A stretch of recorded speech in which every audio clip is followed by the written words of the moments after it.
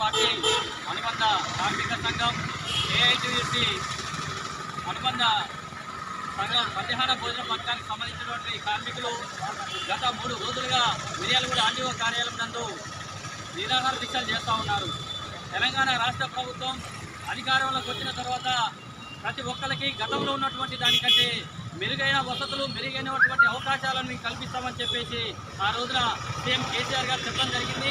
అదే ఆశతోటి అందరూ కూడా అవకాశం ఉన్నా లేకపోయినా వాళ్ళకు ఉన్నటువంటి ఇబ్బందులు కూడా పక్కన పెట్టి వారి యొక్క సాయశక్తుల ప్రభుత్వానికి మంచి పేరు వచ్చే విధంగా కృషి చేస్తూ బిల్లులు వచ్చినా రాకపోయినా వాళ్ళ యొక్క సొంతంగా అప్పులు తీసుకొచ్చి కూడా ఈ యొక్క మధ్యాహ్న భోజనానికి ఎక్కడ కూడా రిమార్కులు రాకుండా దీన్ని ముందుకు కొనసాగించడం జరిగింది. ఇలాంటి కాలక్రమేణలో ఉన్నటువంటి కాలక్రమేణా ఈ యొక్క రేట్లు పెరగడం జరిగింది. కానీ గతంలో ఉన్నటువంటి రేట్లకు అనుగుణంగా రేట్లు పెంచాల్సిన అవకాశం ఉన్నప్పుడు కూడా తూతు మాత్రంగా గతంలో పెంచడం జరిగింది. కానీ ఆ పెంచినటువంటి రేట్లు కూడా ఇప్పుడు ఇంప్లిమెంట్ చేసినటువంటి పరిస్థితి లేదు. అదేవిధంగా ఇప్పుడు మార్కెట్లో చూస్తే కోడిగుడ్ల ధర 7 రూపాయలు కామన్గా నడుస్తూ ఉంది. కానీ వాళ్ళకి 5 రూపాయలని చెప్పినా కేటాయిస్తామంటా ఉన్నారు. కనీసం గ్రేడింగ్ చేసేటువంటి కొనుగోలు కూడా ఈరోజు వచ్చే పరిస్థితి లేదు.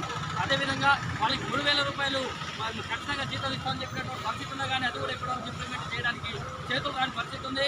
భవిష్యత్తులో వీళ్ళకి ఏ రకమైన కూడా మేలులు కూడా చేసేటువంటి అవకాశాలు కనబడట్లేవు. కాబట్టి ఈ రోజున వీళ్ళు వాళ్ళ యొక్క కడుపు తెచ్చుకుంటే కాలు మీద పడుతుందనే పరిస్థితి ఉన్నది. కాబట్టి ఈ రోజున రోడ్డుపైకి వచ్చినటువంటి పరిస్థితి ఉంది. కాబట్టి తక్షణమే ఈ యొక్క మధ్యాహ్న భోజన కార్మికులు ఏదైతే వాళ్ళ న్యాయమైన డిమాండ్ మాకు ఈఎఫ్ అన్ని కల్పించాలని చెప్పేసి హెల్త్ కార్డులు ఇష్యూ చేయాలని చెప్పేసి కోరుకున్నటువంటి విషయాల పట్ల గవర్నమెంట్ సానుకూలంగా స్పందించి తక్షణమే వాళ్ళని ఆ విధంగా అన్ని రకాల అవకాశాలు, సదుపాయాలు కల్పించి మరింత మంచిగా పనిచేసే విధంగా కల్పించాలని చెప్పేసి రాష్ట్ర ప్రభుత్వం ఆ విధంగా చర్యలు తీసుకోవాలి.